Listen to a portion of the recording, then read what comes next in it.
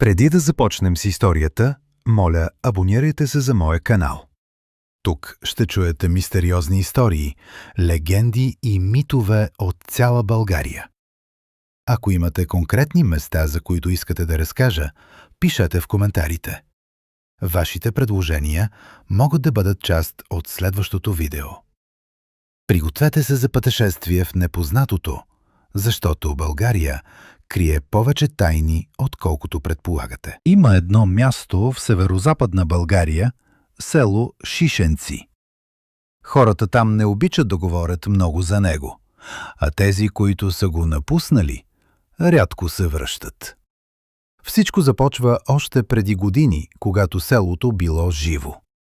По улиците имало деца, светлини в прозорците и живот. Но една нощ нещо се променило. Първият знак. Хората започнали да забелязват странна мъгла. Не като нормалната, а тежка, почти жива. Тя се спускала над селото дори в ясни нощи. Казвали, че когато минеш през нея, не чуваш стъпките си, звуците се заглушават и имаш чувството, че някой върви зад теб. Дупката. Най-страшното място било наречено просто Дупката. Никой не знае кой я е кръстил така, но всички знаели едно – там не се ходи. Легендата казва, че животните отказвали да се доближат. Компасите се въртели без причина, а нощем оттам се чувал тих шепот. Някои твърдели, че това е старо място за жертвоприношения.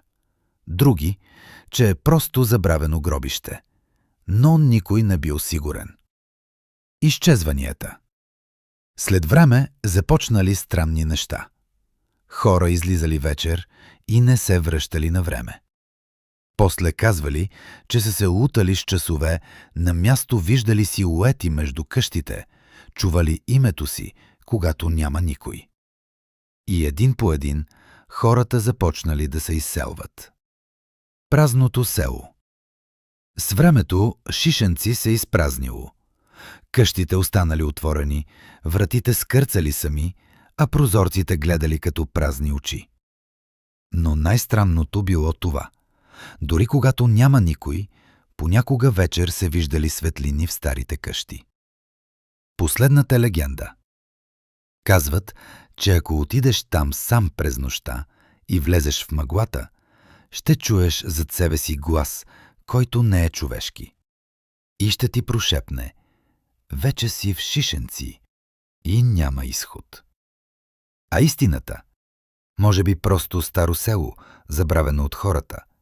Но понякога най-страшните места не са тези с чудовища, а тези, които са останали сами.